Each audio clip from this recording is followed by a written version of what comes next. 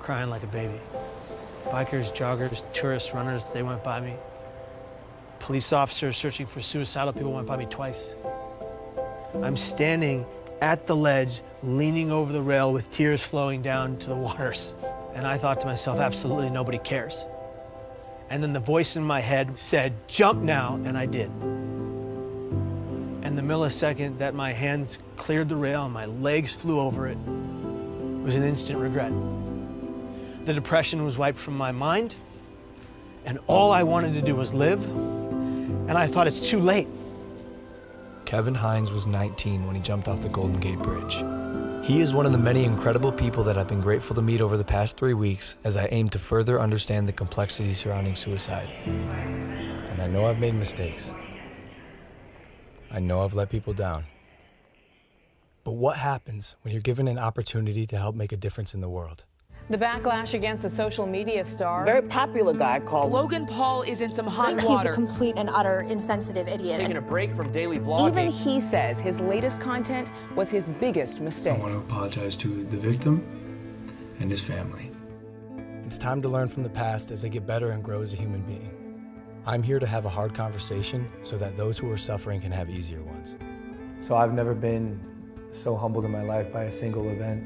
Were you kind of shocked by it? I was shocked to discover just how big this is. You've never known anybody that killed themselves? No one. And that was part of the problem. It's just my ignorance on the subject. But in Ohio, where you come from, it's the second leading cause of death. And I know while I'm not able to solve the problem by myself, I want to be a part of the solution. And that solution began across the country in New York City.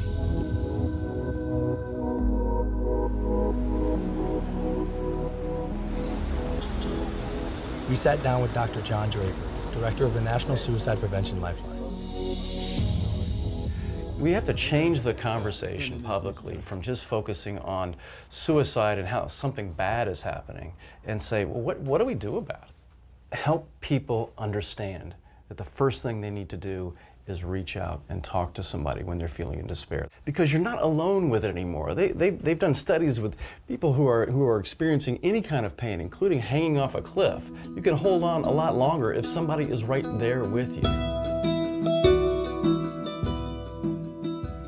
I think as a society, as human beings, we just have to be more compassionate. And that includes me too. That's something I'm learning along this journey. And something else that Dr. Draper told me were the 5 steps that anyone can take to help prevent suicide. Step 1 is simply just ask. Ask yourself, ask others, are you thinking about suicide? And I know that sounds like a daunting question, but literally that question can save lives. And step 2, accordingly, would be just to listen. Be present, don't make any judgments, and then step 3 would be there for them, even after you've already asked, because dependability is key. Step 4 is then help them connect, whether it's with a friend, a family member, a local suicide hotline, therapist, but help them reach out to someone so they don't have to deal with this alone. Lastly, step 5 is just check in on them, show them that you care, call them up, say, hey, I wanna make sure you're okay, can I check in with you over the next few days? So one of the things that is so important about reducing stigma is getting stories out there about people positively coping with suicide. Do you guys know anyone I could talk to with the lived experience of suicide? Absolutely. We have quite a number of people that we could refer over to you. Yeah. That'd be great. Yeah. And that's how we got introduced to Kevin Hines. 17 years ago, Kevin jumped off of the Golden Gate Bridge and survived. These are individuals whose stories, when people hear them, they say, you know, maybe I can get through. As opposed to hearing stories when people haven't. And those are, unfortunately, those are the stories that we've heard before. Now we're hearing more and more stories of people being more open about it. As I was saying before, Logan, for every one person that dies by suicide, there's 287 other people that think seriously about it but don't. Those are stories, again, that have not been told. If we told those stories of people who got through it as opposed to one who didn't, imagine what kind of influence that would have on people's behavior. When I found out that 1 in 6 high school kids seriously think about suicide, that's stunning. Yeah. This is such a common problem. Logan, all I wanted was for one person to look me in my eyes and say, hey, kid, are you okay?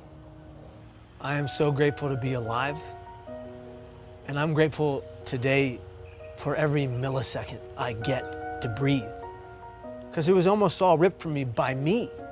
What's one thing you would have said to your younger self?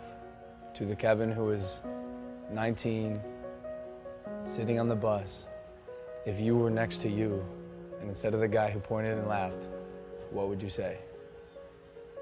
I would just put my hand on the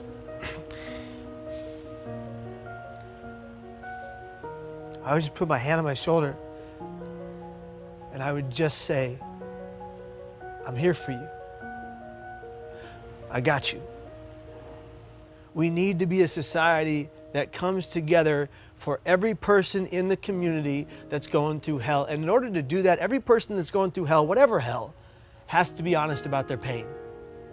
And if they're going to be honest about their pain, we are going to collectively answer the call and be there for that individual. Because if you don't see beauty in the next person you meet, you're not looking hard enough. You're incredible, dude. This is an honor for me. It's an honor for me too, brother.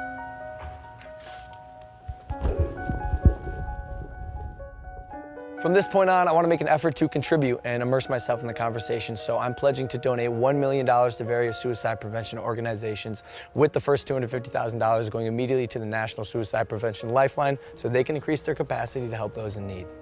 For anyone watching, I want you to know you are not alone, and most of the time, crisis passes.